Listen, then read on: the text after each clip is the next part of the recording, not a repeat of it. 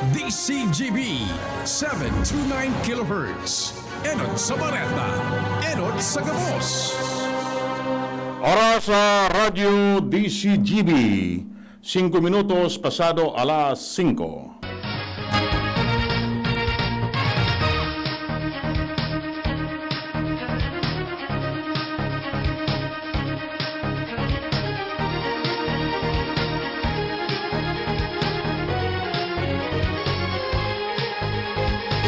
Maray na hapon mga tugang uya po ang mga bareta ngunyan para sa aga digdi sa Radyo DCGB. Mga bareta maruluwas sa aga sa mga dyaryo nasyonal. Enot sa PBN DCGB sa mga bareta ngunyan para sa aga. Enot untang bareta hawi dyan sa luwas. Si Luens Burse Barcena. LBB kamen. Magpapadagos ang pagtabang kan Ako Bicol Party List sa gabos na mga barangay digdi sa siyudad kan Legazpi. Ini ang siniguro ni Congressman Alfredo Pedro Garbin kada sambitan ng grupo na kung saan sinda padagos sa pagladok sa 70 barangay sa paagi kang pagtaokan ayuda para sa pamilya. Lalo patingon niya na nasa katipitila na ang palibot lalo na digdi sa siyudad kan Legazpi asin maging sa ibang lugar digdi sa Kabikulan. Susog kay Garbin na talagpas 50 na ang nauwos nindang barangay na tinarawa na kada pamilya asin may mga per clustering na pag-distribuer tanganin ng maibitaran ang pagmurumul-umul kan mga tao kung kaya pinag-observer digdi ang physical distancing. Kung kaya susog sa iya, ang pagkikibo din steering na bagay, talagang aloy naman na pinagikibo ka na sambitan ng party list. Lagad ang Ako Bicol, nangangako susog sa iya na magpapadagos ini sa kutigwasindan ng pundo at inigwasindan ng mga resources.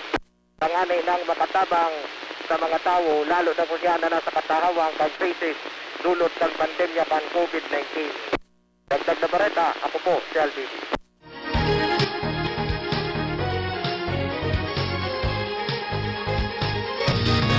Naglangkaw ang kaso ng COVID-19 ng 15% sa nakaaging 2 semana. Naglangkaw ang growth rate kanhelang ninharo sa 6,609 na mga bagong kaso kada aldaw poon kan Hunyo 7 hasta 13 na masalangkaw kumpara sa 6,558 kan Mayo 31 hasta Hunyo 6. Sinabi ni Dr. Aletea de Guzman, Chief Epidemiologist kan Department of Health na kung igwang nagpapalakop kan virus asin kung dai magiging efektibo sa minimum public health standard pati na ang prevention, detection, isolation, treatment and reintegration strategy siguradong malangkaw talaga ang kaso. Sa ibang lado, nasa moderate risk category ang Pilipinas as nasa safe zone ang kapasidad kan mga fasilidad para sa mga pasyente ng COVID-19.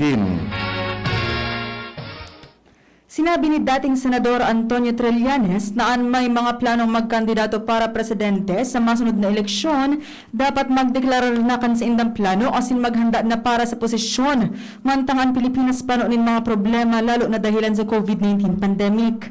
Siyang sinabi na iniyan rason kung natatas siya nagdeklarar na kan sa iyang plano na magkandidato para presidente. Nagkapirang bulan bago ang pagsumiter kan Certificate of Candidacy sa Oktubre. Idinagdag pa mo ni Trillanes na mantang uso ang pagkipot politics, day inupoding gibuhon na pagsasabi na may amay ang preparasyon.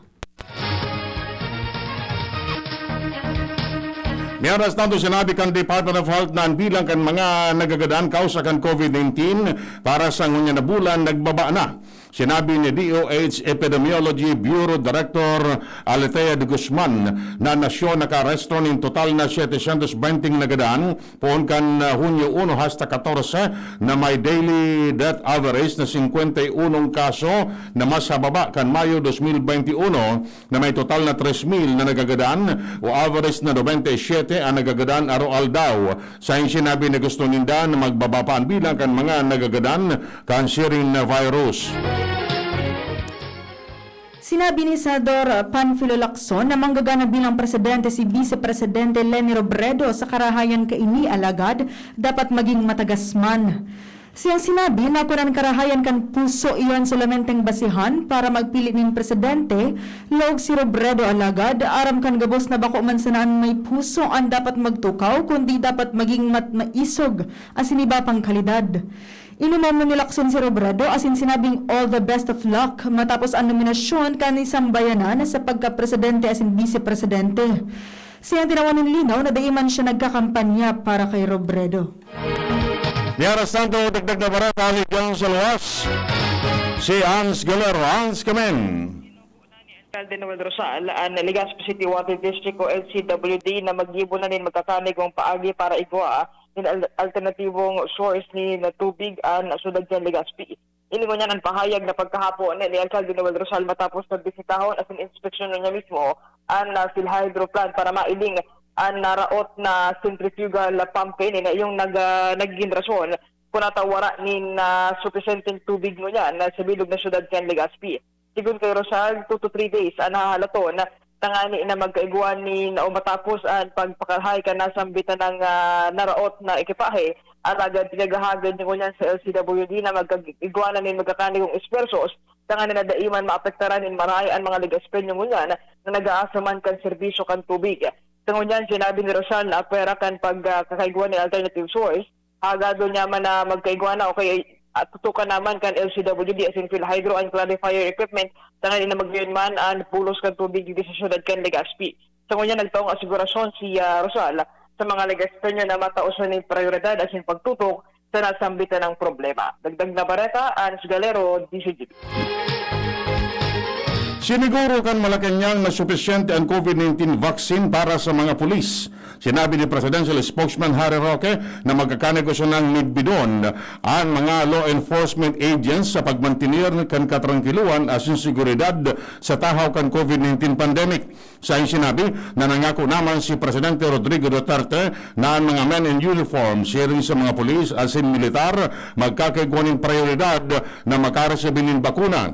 Idinugay pa ni Roque na ang Presidente nagsabi na ang mga pulis at sin militar dapat sanang matawanin prioridad dahil taan mga ini frontliners man.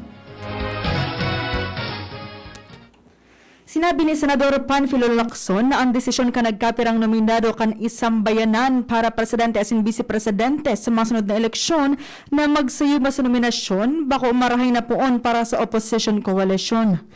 Sinabi niya na sa anom na mga nominado, 4 na ang nagsayuma mantang 2 na sanaan na tada. Siyang sinabi na bako inimarhay para sa conveners group na magpili para sa 2022 elections. Enot kay ini, sinabi ni Lacson na siya na sa proseso paman kan sa iyang plano sa 2022 alagad kung magdesisyon man na maglaban para presidente, si Senate President Tito Soto ang sa iyang magiging running mate.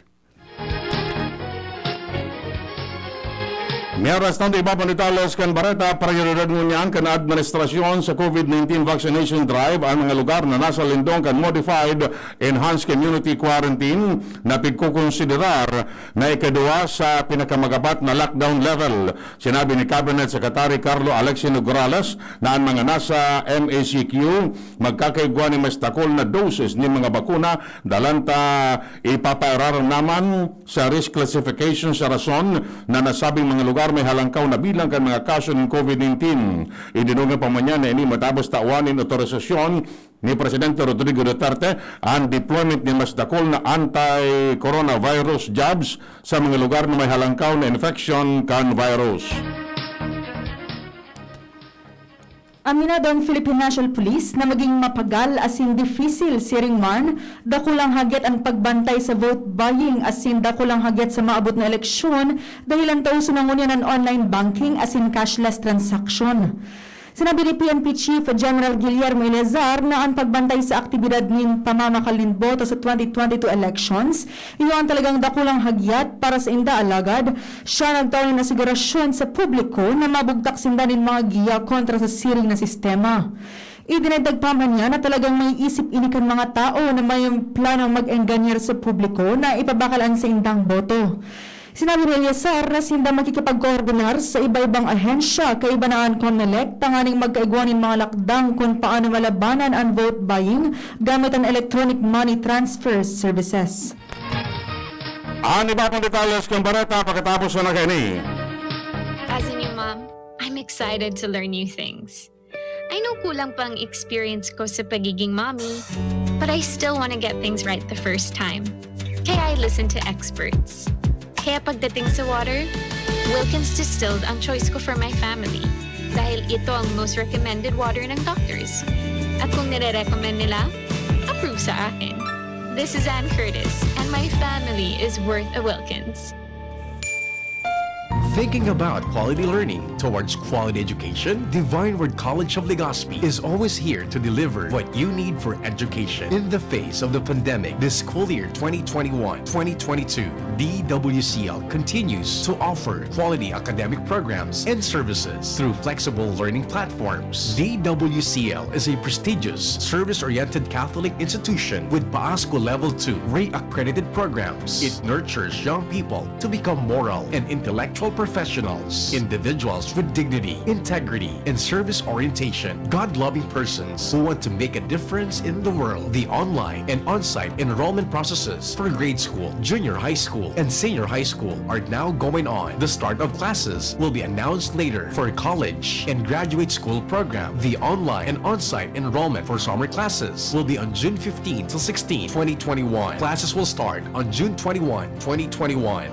Then, the enrollment for the school year 2021-2022 first semester will be on July 5 till August 10, 2021. Classes will start on August 11, 2021. No tuition fee increase and reduced miscellaneous fees. Divine Word College of Legazpi helps you realize your dreams. For increase, please visit the Admission, Guidance, and Testing Center or check out our website dwc-legazpi.edu and our Facebook page. You may also contact telephone numbers 480-2148, 480-3108, or mobile number 0910-371-8602. Divine Word College of Legazpi is concerned with your safety and your future, your success, our word. Word ka na. Itodo mo, beat mo with Coke Studio. Just drink Coke with a gold cap, peel the label, and send the code to the Coca-Cola Facebook Messenger for a chance to win Todo Surprises. Promo duration is from May 7 to July 30, 2021 for DOH FDA CFRR permit number 0684 series of 2021. Realize true comfort and relaxation at Dorotea Resort and Spa, a perfect venue for family outings, couple retreats, and various functions such as weddings, birthday parties, corporate seminars, and conferences. Dorotea Resort and Spa. We have backpackers room, standard rooms, deluxe, suite, and a penthouse. Also, relax and rejuvenate with our spa's invigorating treatments, services, and facilities. Dorotea Resort and Spa, Kahugutan, Bakakay, Albay. For reservation, contact us at 0917-836-7454 or 0998-863-5568. Find us on Facebook, Dorotea Resort and Spa. Relax, rejuvenate, and enjoy. Only here at Dorotea Resort and Spa. Sweldo na, sweldo na, sweldo na, sweldo na. Pili ng Bear Brand, siguruhin ang tibay. Tuwing sweldo, bumili ng Bear Brand 2.4 kilogram pack. Kayang araw-arawin ng tibay hanggang sa next sweldo. Dahil mas mura ito kumpara sa patingi-tingi. Sweldo na, sweldo na, sweldo na, sweldo na. Pili ng Bear Brand, siguruhin ang tibay. Tuwing sweldo, bumili ng Bear Brand sa iyong suking tindahan.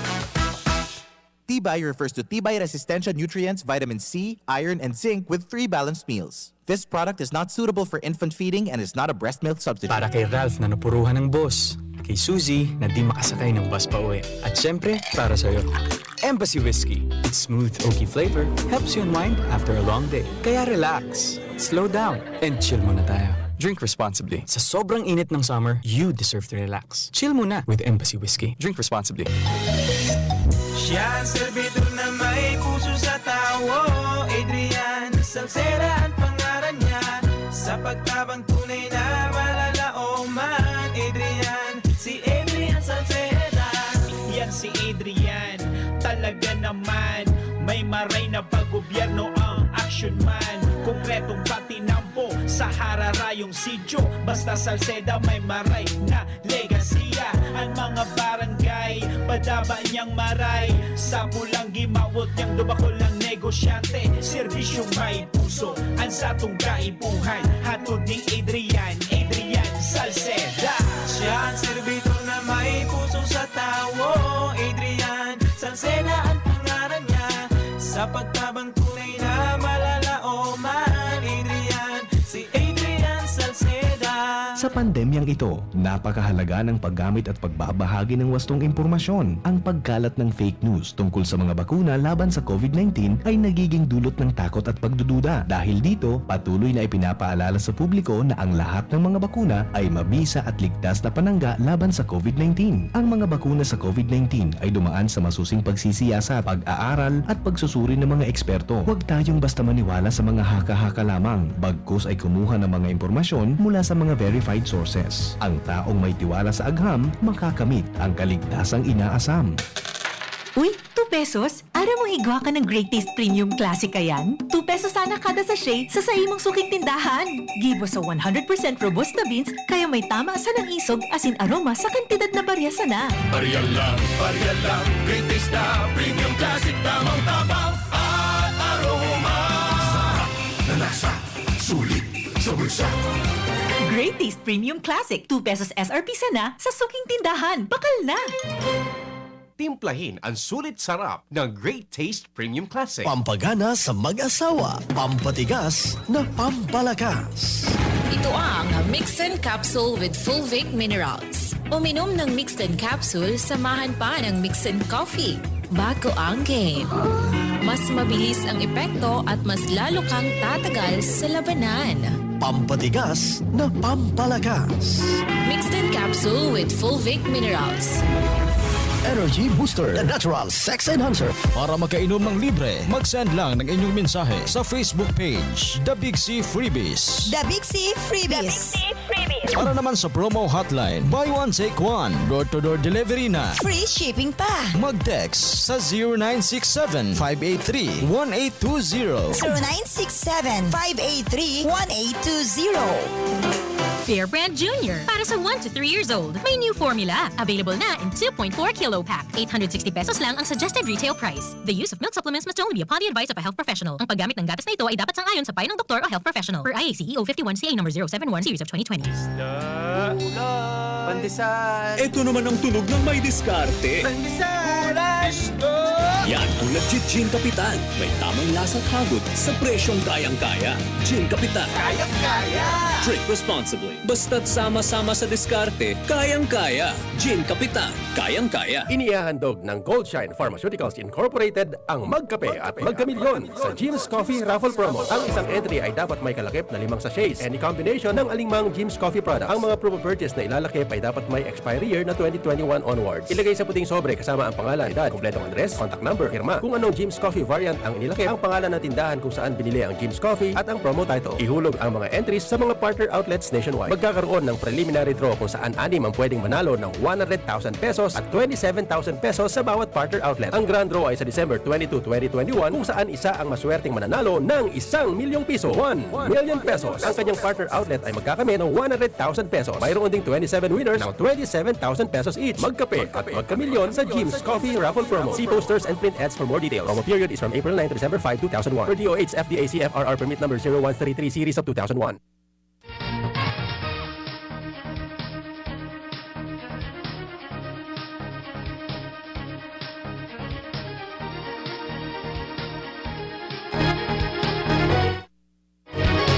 Iba pang detalles kan barata sa Lado Nacional.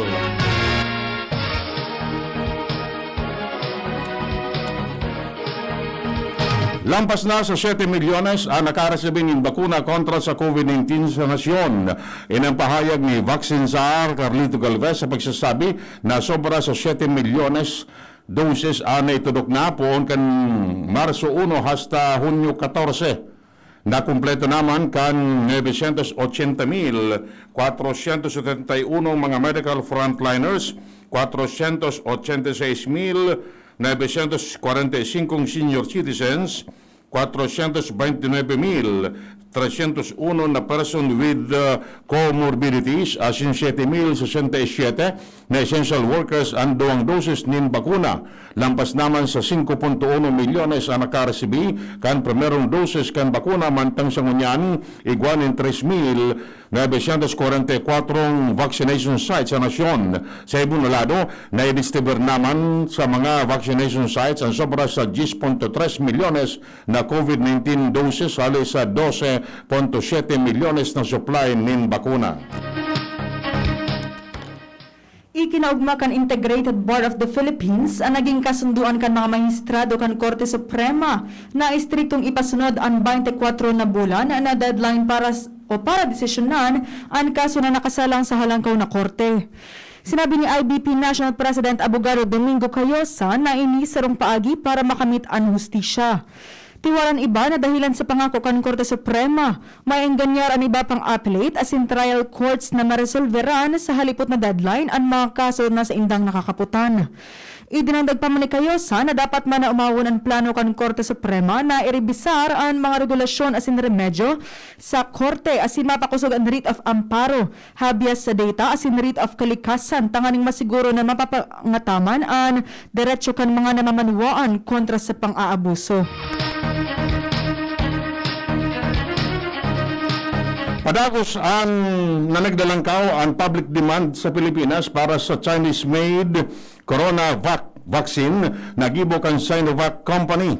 Sinabi ni National Task Force Against COVID-19 Chief Implementer Carlito Galvez na ang stable delivery ng Sinovac vaccine yun importanteng suporta sa ginigibong pagpapalawig kan gobyerno sa vaccination program kani sa A4 priority category na kinabibilangan ng economic frontliners, uniform personnel as in government workforce. Sinabi niya na gusto nindang pasalamatan ang China sa mantenidong delivery na minasuporta sa A4 mantang sinda matao man ang supply sa mga maluwas na hotspots. Sinabi ni Justice Secretary Menardo Guevara na ang Philippine as in United Nations Resident Coordinator sa Nasyon nagkakaiguanan ng lakdang na maging final ang UN Joint Program on Human Rights. Siyang sinabi na ang diskusyon sa program documents nagtapos kan Mayo 31 kung saan kasabay digdian obheto, estratehiya asin targets kan UNJP pasiring sa credible asin masusukol na resulta siring man konkretong efekto lalo na sa bantado na grupo. Siyang sinabi na sa ngunya nagkakaiguanan ng final na proseso sa administrative requirement para sa formal na pagpirma sa siring na programa sa mas lalong madaling panahon.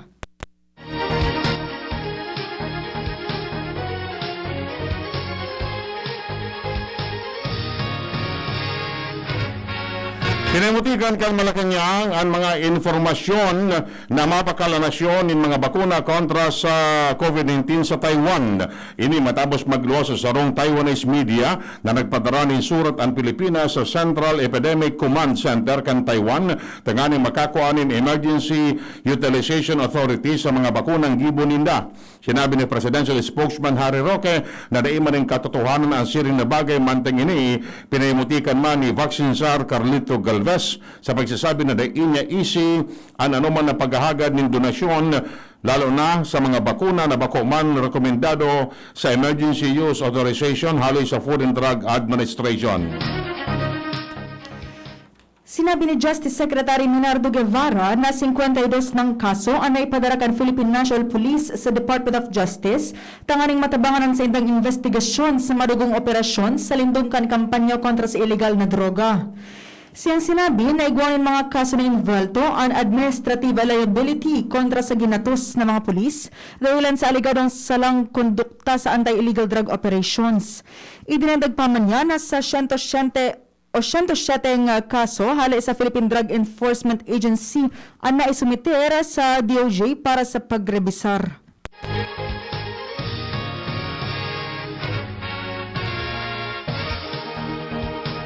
Dahil naman kay po ang RT-PCR test para sa mga madonor ng dugo.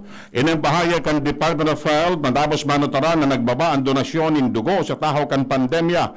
Sinabi ni DOH National Voluntary Blood Service Program Manager Marites Estrella na base sa sendang regulasyon ang RT-PCR test dahil naman kay puan para sa mga personang interesadong magdonar ng dugo. Sa iyong ipinaluwanag na ang pre-screening pigigibo na bako o bago ang mga blood donors magduman sa blood bank.